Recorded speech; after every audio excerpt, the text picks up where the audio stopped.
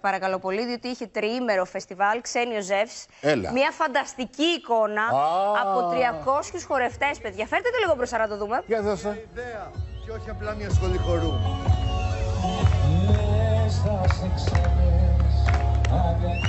Και Ακαδημία Ζεϊμπέκικου Δημήτρης Πετρόπουλος. Εσύ τι περιμένεις?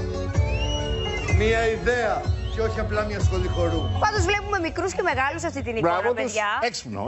Ήταν ωραίοι, ήταν πολύ ωραίοι. Και κάτω από το φως του φεγγαριού. Ναι.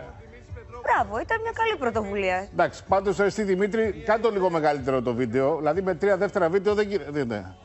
Δεν είχε άλλα βίντεο. Θα βρω εγώ. Έχω εγώ κι άλλα βίντεο. Μπράβο στα παιδιά μου. Ωραία εικόνα και μπράβο σε όλους. Μπράβο. Θα το ξαναδούμε γιατί είχε πράγματι πολύ ωραία εικόνα εχθές. Και είναι 3 μέρες για όσους θέλουν να πάνε. Ωραία. Παρασκευή, Σαββατοκυριακή. Εμείς εδώ. Ποιες ώρες είναι εκεί? Το απόγευμα, μάλλον. Δεν ξέρω τώρα, γιατί δεν έχω κάνει τόσο ρεπορτάζ. Νίκο, πάμε τον Νίκο που είναι expert, που είναι χορευτής επαγγελματίας. Θα πάει, θα μου δείξει τα βήματα. Τον ξέρεις? Καλός είναι? Καλός. Εντάξει. Θα πάρω τα παιδιά.